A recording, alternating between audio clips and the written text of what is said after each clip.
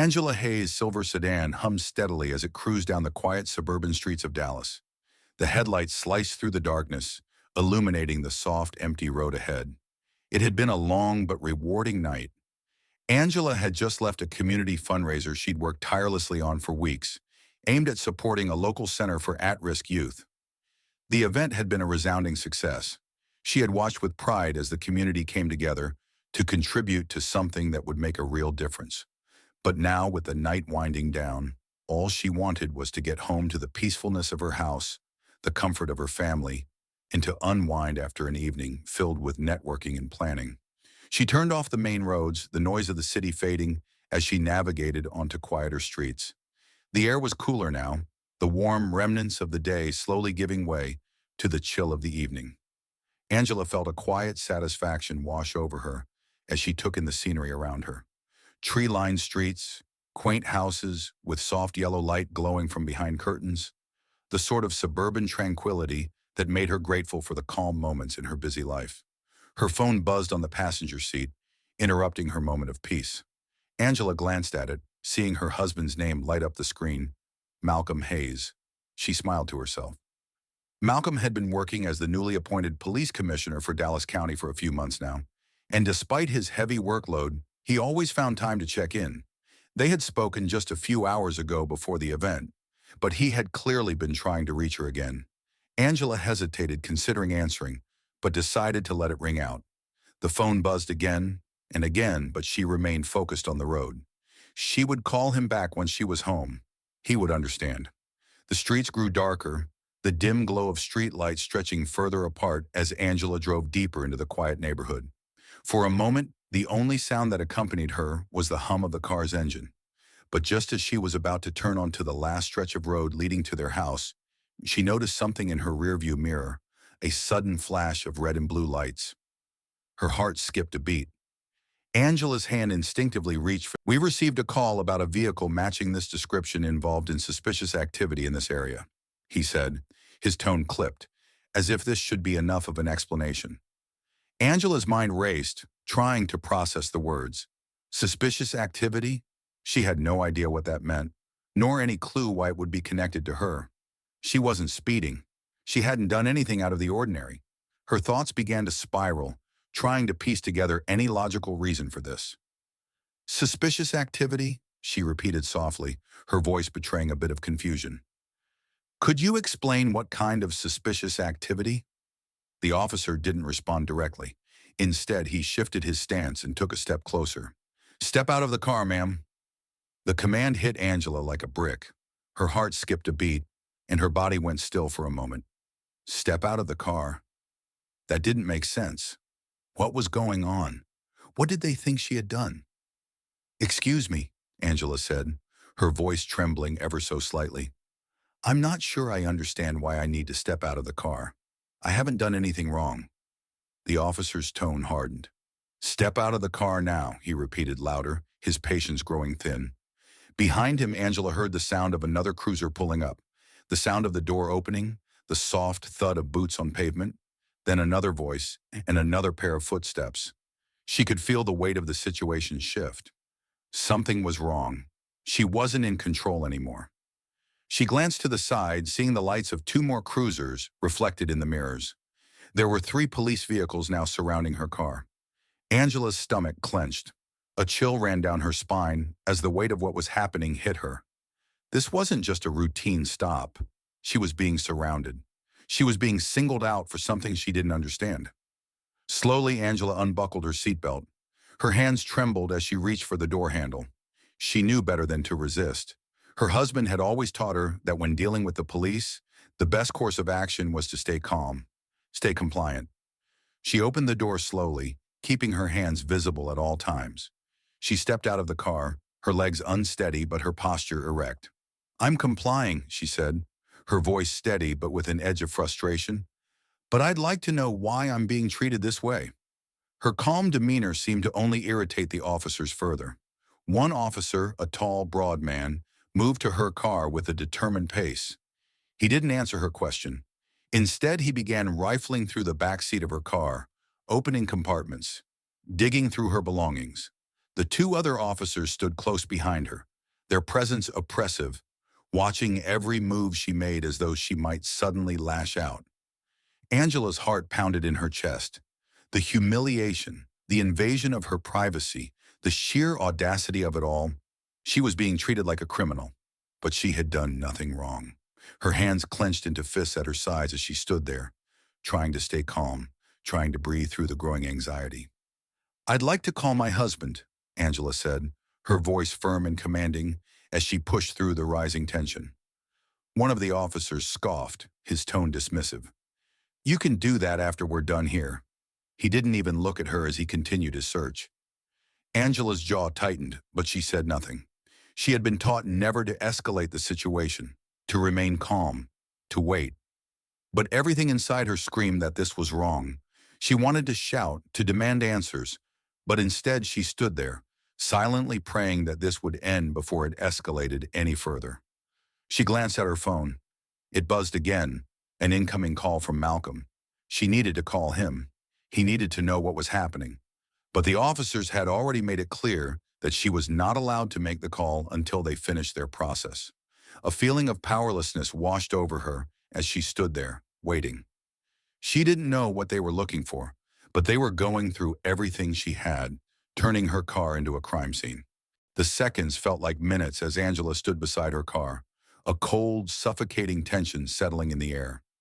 The officers were still rummaging through her personal belongings, treating her car like a crime scene, but she knew it wasn't.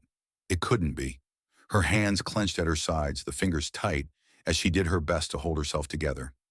This wasn't right. She hadn't done anything wrong, but the situation was spiraling out of her control. She didn't know why they had pulled her over, nor did she know what they were looking for, but every part of her was telling her this wasn't just a simple stop. Her phone buzzed again. Malcolm was trying to reach her. Angela could feel her frustration building, the rage simmering just below the surface. She wasn't one to lose her composure, but tonight felt different. This wasn't just a traffic stop. She had been violated. She had been humiliated, and now they were continuing to search her car for no reason. The officers continued to ignore her, focusing on their task of digging through her car's trunk and compartments. They were treating her like a criminal, and yet they didn't even have a reasonable explanation for why she was being stopped. She had asked them time and time again, but each question was met with silence or dismissive responses. The calmness she had tried so hard to maintain was beginning to crack. Her patience was wearing thin. "I need to call my husband," she repeated, her voice more firm this time, her frustration bleeding through. One of the officers, a young man with a nervous look about him, glanced over at her with irritation. "I said you can do that after we're done here," he muttered, his eyes scanning her car. His tone was dismissive, as if she were some inconvenience to him. But Angela wasn't going to back down. Not now. Her heart was pounding, and she knew that with every passing second, her anxiety was growing. The weight of the situation was pressing down on her, but she refused to let it break her. She couldn't. Not when things had already escalated this far. Suddenly, as if summoned by the growing sense of unease in her chest, Angela heard the familiar sound of a vehicle pulling up behind her, the sharp screech of brakes, the sound of a door opening and shutting with urgency, and the heavy footsteps of someone approaching. Her breath caught in her throat. She didn't need to turn around to know who it was. Malcolm. She had no idea how long he had been on his way, but he had arrived, and the tension that had been building in Angela's chest since the moment the officer first pulled her over seemed to release, if only for a moment. A sense of relief flooded through her, and yet, at the same time, a feeling of dread filled her stomach. She had never wanted him to see her in a situation like this. But now, with him here, things were about to change. Malcolm Hayes stepped out of the sleek black SUV, his tall figure moving with an air of authority, his eyes sharp as he took in the scene before him. Angela could feel her shoulders relax, even as the tension around her only seemed to grow. He wasn't just her husband, he was the police commissioner of Dallas County, and he had spent years working tirelessly to protect and serve. He knew how to handle a situation like this. The officers, who had been scrutinizing every movement Angela made, froze when they saw him. His presence was commanding. His stride alone spoke volumes. Malcolm wasn't just a public figure. He was a man of influence. The same authority that made him the leader of the police department now radiated from him, and it was clear that the officers were starting to realize just who they were dealing with. Angela took a small step back as she watched Malcolm approach the officers. There was no anger in his expression, no panic. He was calm, collected, but there was a quiet, unmistakable fury in his eyes. He didn't have to raise his voice. He didn't need to shout. His mere presence was enough to shift the power dynamic. "Good evening, officers," Malcolm said, his voice steady, but with an edge of authority that immediately commanded attention. "I'm Malcolm Hayes, Dallas County Police Commissioner. I'd like to know why my wife is being detained and why her vehicle is being searched without cause." The officers exchanged nervous glances, clearly caught off guard by the sudden arrival of the commissioner. The older officer, who had seemed so confident moments ago, straightened his posture but didn't meet Malcolm's eyes. "Sir, we were just conducting an investigation," he said, his voice wavering slightly. "We received a report about suspicious activity involving a vehicle matching this description." "Suspicious activity?" Malcolm repeated, his voice low, barely concealing the disbelief that laced his words. "In a sedan, driven by a woman coming from a charity event? Do you really expect me to believe that?" His eyes never left the officer's face, his gaze intense, drilling into him. "You do realize you're speaking to Angela Hayes, my wife, right?" There was a moment of silence as the officers, clearly uncomfortable, looked at one another, unsure of how to respond. The younger officer, who had been standing quietly by, shifted uncomfortably on his feet, his eyes avoiding Malcolm's. The older officer, the one who had initially pulled Angela over, cleared his throat and shifted his weight. "We weren't aware of her identity, sir," the older officer said, his voice quieter now, almost defensive. "We were just following protocol." Malcolm's jaw tightened. "Protocol?" he repeated, his voice rising ever so slightly. "Since when does protocol include searching someone's car without consent? Without probable cause?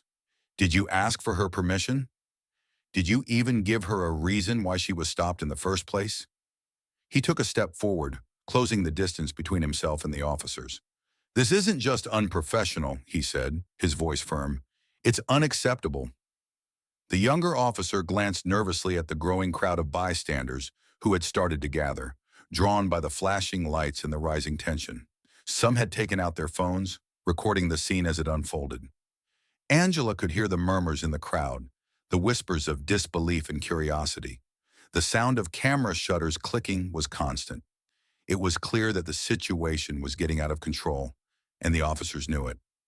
One of the officers stammered, trying to deflect the growing pressure.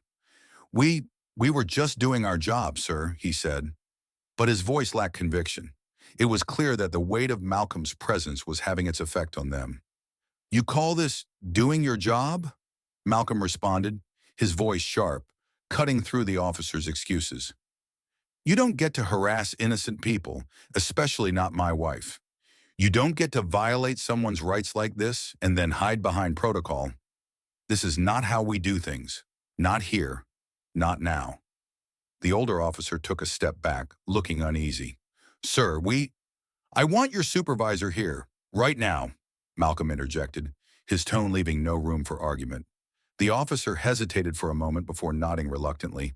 He reached for his radio, speaking into it briefly, the words hurried and urgent. "We need a supervisor here now." Malcolm stood firm, his eyes never leaving the officers. Angela could see the tension in his posture, the way his hands were clenched at his sides, the tightness in his jaw. He was doing his best to remain composed, but she could see that this was personal. His wife, the woman he loved, was being treated unjustly, and it was a blow to everything he stood for. The minutes dragged on, each one feeling like an eternity. Angela watched as the officers shifted nervously under Malcolm's intense gaze. She could hear the bystanders murmuring among themselves, their curiosity piqued by the confrontation. Finally, the sound of another vehicle approaching cut through the air. A black and white SUV pulled up beside the scene, and out stepped a tall man in a crisp uniform, Lieutenant Charles Donovan. He surveyed the scene with a mix of confusion and annoyance, his gaze scanning the officers before landing on Malcolm. "What's going on here?" Lieutenant Donovan demanded, his voice low but authoritative. He barely spared Angela a glance as his eyes moved from the officers to Malcolm. Malcolm turned to him, his expression calm but fierce. "Lieutenant Donovan, these officers stopped my wife, searched her car without probable cause, and failed to explain why she was being detained. I'm waiting for an explanation." Donovan's face tightened, his eyes widening as the realization hit him. "Commissioner Hayes?" he stammered, his voice losing its earlier edge. "I didn't realize." Malcolm cut him off sharply. "That's the problem, Lieutenant. You didn't realize. And that's what happens when you don't follow the proper procedures. You end up violating someone's rights, and worse, you do it to someone who shouldn't have to deal with this at all. Every citizen deserves respect, regardless of who they are." Donovan hesitated, glancing at the officers before turning to Malcolm. "We were just following—" "I don't want to hear protocol," Malcolm interrupted, his voice cold. "You had no reason to pull her over, and you certainly had no reason to search her car. And now we're here, and there's no excuse for what's happened. You're going to fix this, right here, right now." The growing crowd of onlookers was silent now, the weight of the situation hanging in the air. Phones were still recording, capturing every word, every gesture. The officers seemed to realize that there was no escaping the consequences of their actions. The lieutenant's face turned a shade redder as he struggled to respond. "Sir, this will be handled," Lieutenant Donovan finally said, his voice quieter now. "I'll make sure there's a full investigation." Malcolm didn't let up. "Number, this isn't just about an investigation. This is about accountability. If you want to change anything in this department, you need to start by holding your officers accountable. Right here, in front of the people they serve." The officers shifted nervously, their discomfort palpable. The tension that had built between them and Malcolm was now beginning to take root in the crowd, as people began to realize that something bigger was at stake.